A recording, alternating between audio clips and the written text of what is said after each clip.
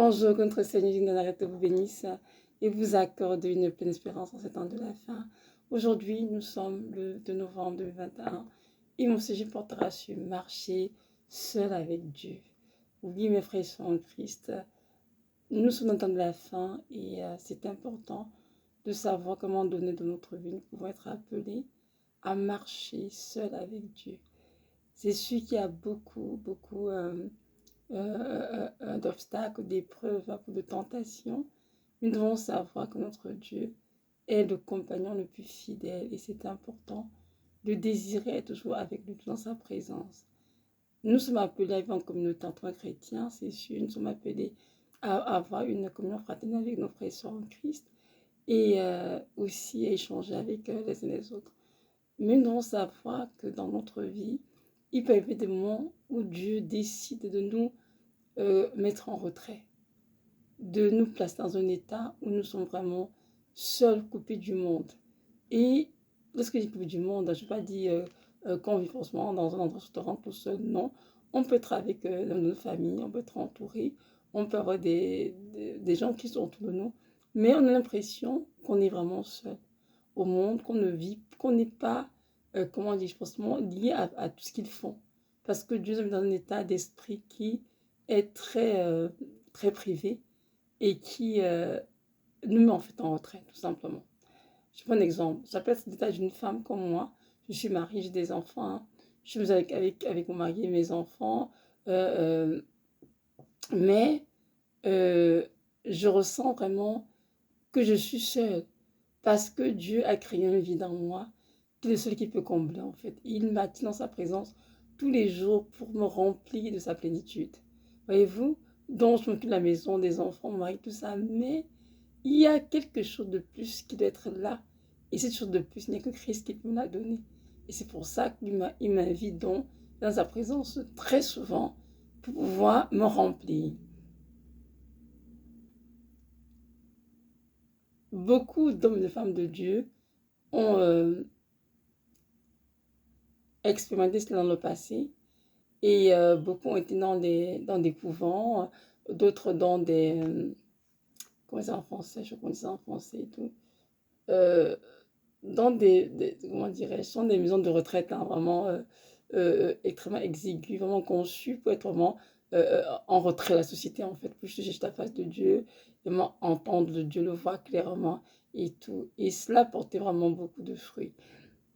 Et je pense en fait qu'en tant que chrétiens, nous devons tous développer une relation au Seigneur de telle sorte que, quand il arrive qu'on ne soit pas avec les gens, qu'on soit seul, qu'on soit capable de nous en sortir. Nous devons savoir que tout ce qui se passe autour de nous, nous ne devons pas continuer à nous appuyer forcément sur une sœur, ou forcément sur un frère, ou forcément sur un pasteur, ou un prêtre, ou un leader religieux. Nous devons nous appuyer sur Christ, qui est le souverain pasteur des brebis, et comprendre qu'avec lui, nous avons tout pleinement en lui. C'est la parole, hein, dans Philippiens, en Christ, tout pleinement. Nous n'avons absolument rien à perdre, au contraire, tout à gagner. Et savoir que le temps viendra où on ne sera plus à même d'avoir une église, ou même comment dirais-je, ou même des réunions avec des frères et des sœurs, mais on sera appelé à se cacher en tant que chrétien, parce qu'on sera persécuté. Donc il faut donc développer vraiment cette relation de type de Seigneur qui nous donne cette grâce de l'entendre correctement, de le voir correctement et de savoir qu'il est avec nous et d'apprendre à écouter ce qu'il nous dit, ou bien ce qu'il nous dit.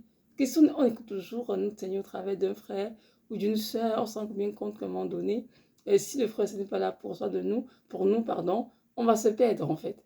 Ou bien si le pasteur n'est pas là pour dire Dieu a dit ceci pour toi, ou bien ceux qui sont, c'est vraiment très convoités, très convoités dans les prophètes, on dit oh oui, tes prophètes disent ceci sur ma vie.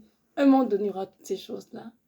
Il n'y aura plus de prophètes autour de toi, plus de pasteurs, plus de maman, plus de marraine, plus de paix spirituelle, plus de frères sans que tu pourras être sur le Seigneur. Et que ce capable d'entendre ce qu'il a te dit et d'obéir aussi. Et dans notre Dieu, lorsqu'il nous demande, lorsqu'il nous met en retrait, pour être avec lui, il veut nous apprendre à développer cette relation et à avoir lui seul comme appui, lui seul comme abri, lui seul comme forteresse en fait. et de n'avoir autour de nous rien d'autre que le Seigneur. Et cela est possible et faisable. Parce que c'est Dieu qui leur donne. Et lorsque Dieu donne dans une vie, ces choses s'accomplissent. Et ça, quelques années, j'étais une femme qui avait beaucoup d'amis. Beaucoup, beaucoup, beaucoup d'amis. Je me souviens même quand j'étais encore plus jeune adolescente, ma mère se plaignait du fait que j'avais beaucoup, beaucoup d'amis. Effectivement, à l'université, j'ai continué à avoir beaucoup, beaucoup d'amis. Et voilà, je me suis mariée, les enfants, tout ça. Mais à un moment donné de ma vie, je sais comment ça va le ménage. Il me dit, tel, je voudrais que j'ai relation avec telle personne. Il me montre son état d'âme dans l'esprit. Il me dit, tu vois, tel, je ne veux plus de relation. Tu vois, le Seigneur a fait un ménage tranquille, tout doucement. Et en quelques années, il a fait un ménage complètement autour de moi. Et voilà, je me suis retrouvée juste avec mon mari et les enfants. Et ma marraine, évidemment, qui était dans notre lieu de moi. Donc, quelques échanges de temps en temps. Je disais, Seigneur, tu nous appelles à vivre en communauté. Pourquoi, Seigneur, me laisses-tu dans cet état? Pourquoi me donnes-tu du fil à retordre en vivant en retrait comme ça, Seigneur, de tout le monde? Et même dans ma famille, elle a invité à comprendre ce que c'était. Le Seigneur m'a dit, c'est moi qui t'ai mise dans cet état dans lequel tu te trouves en ce moment, parce que je veux te détacher des autres et de l'amour excessif que tu as pour eux. Je veux vraiment que tu te concentres sur moi, ton Dieu, avoir une relation d'intimité avec moi, apprendre et à t'appuyer sur le Saint-Esprit et apprendre à écouter le Saint-Esprit, apprendre à marcher le Saint-Esprit, apprendre à faire confiance totale, avec une confiance totale et avec au Saint-Esprit. Et pour y arriver, tu as besoin d'être seul avec le Seigneur. Parce que étant avec constamment autour de toi, tous tes frères sont qui t'entouraient, tu étais constamment en train de t'appuyer sur eux, sur un rêve qu'ils ont fait, sur par exemple, sur du Seigneur pour toi, ceci, ça. Non, ce temps-là, oui, c'était un temps que j'ai pas eu dans ta vie. Maintenant, ce temps-là, il est terminé. Ce temps dans lequel je te mets maintenant, c'est que je veux que tu apprennes à marcher seul avec moi, à trouver ta satisfaction en moi, à trouver, comment dirais-je, ta joie dans ma présence. Et tu dois apprendre cela parce que je suis ton Dieu. Et je veux que tu remplisses le commandement qui dit ceci. Tu aimeras ton Dieu de tout ton cœur, de toute ton âme, de toute ta force, de toute ta pensée. Je vous assure, frères et sœurs en Christ, de ma vie, j'ai me suis que je peux passer comme ça des années seule avec le Seigneur et juste en famille, je veux dire. Ce n'est pas évident, croyez-moi. Je me suis dit plein de fois, Evelyne, tu veux toujours retourner dans ta vie d'autres fois, c'est-à-dire avoir beaucoup d'amis, avoir beaucoup de frères, des gens qui t'entourent, parce que tu peux encore tester la, comment dirais-je, la joie, le bonheur en fait qu'il y a à vivre en retrait, loin du monde. Dans la présence, je te complète de tout, mon enfant. Mais je veux que tu apprennes à aimer la solitude pour être seul avec moi. Tu vas développer cela parce que l'appel qui suit ta vie va avec. Et tu dois développer cette relation avec moi. Et évidemment, je fais des efforts tous les jours. C'est toujours évident, croyez-moi. Mais le Seigneur me dit, tu dois y arriver.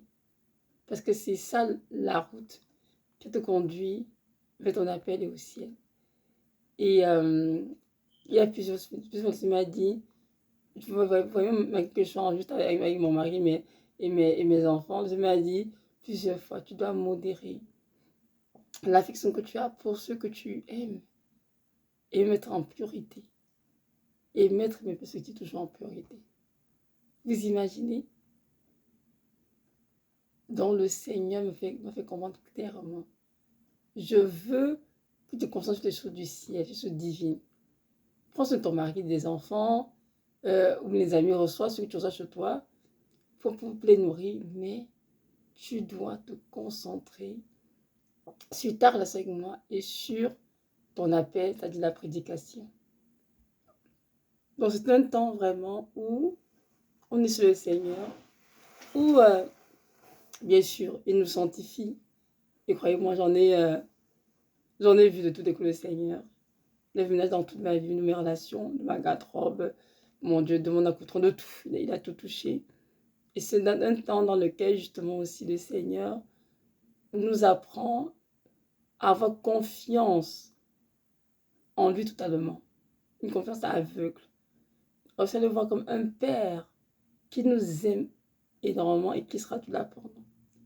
C'est aussi un temps où le Seigneur nous tue, façon de parler, hein, ça dit, crucifie notre chair afin que l'esprit prenne toute la place.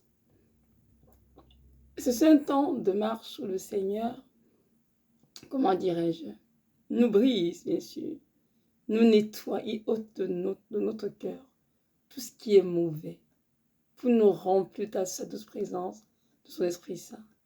C'est aussi un temps durant lequel Dieu nous équipe pour l'appel en fait qui nous attend.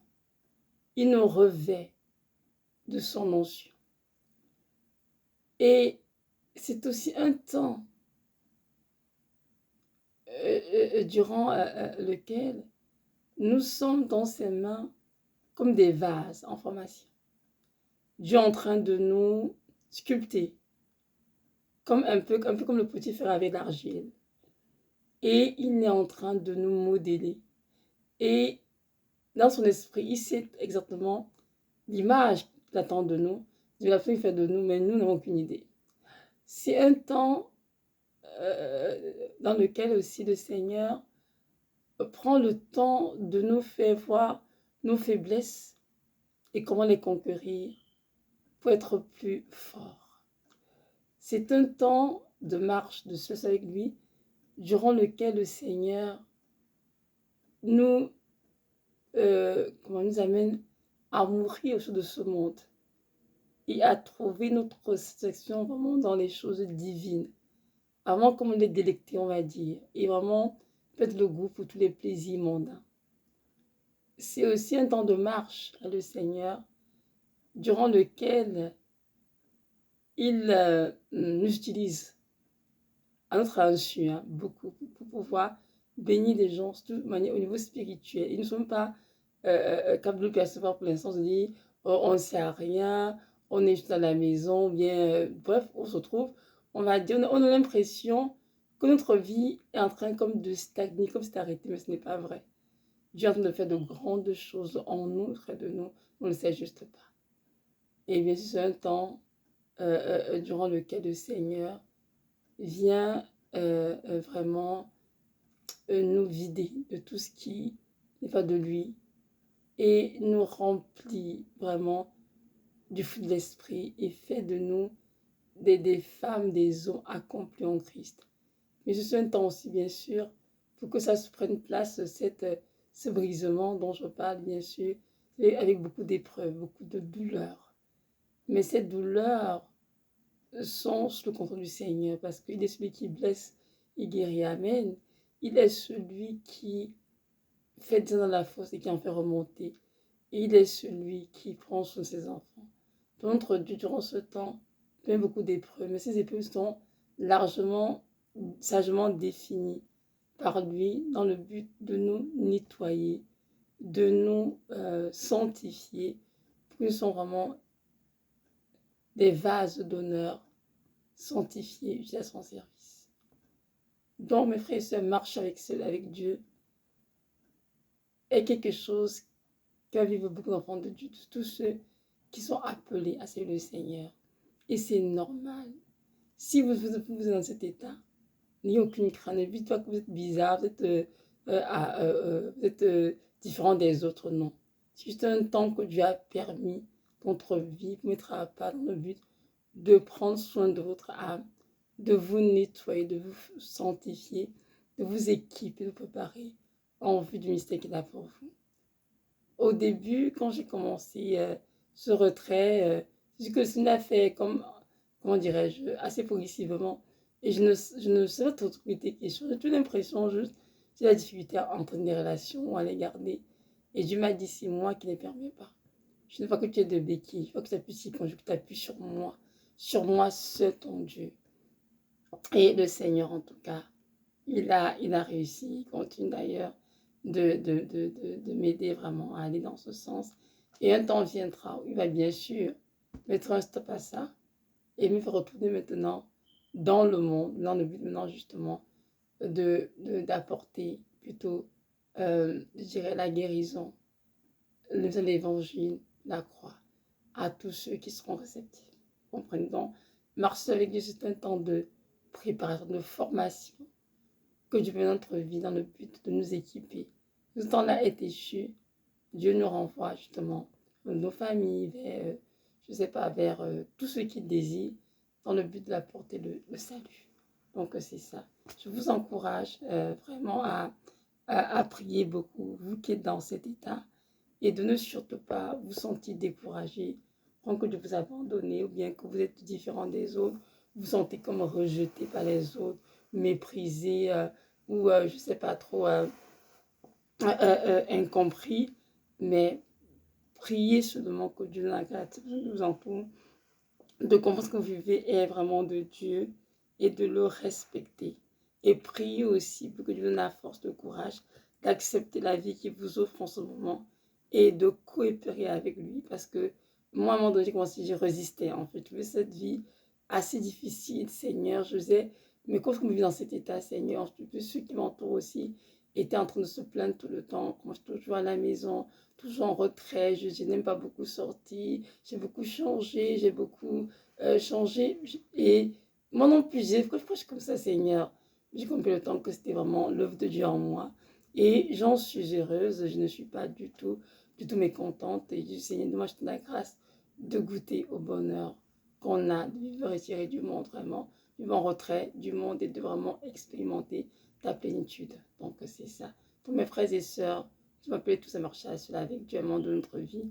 Et nous devons coopérer durant cette marche. Et ce Seigneur nous remplit de sa plénitude. Donc voilà, soyez richement bénis et que Dieu vous fortifie puissamment par son Esprit Saint qui est en vous. Amen.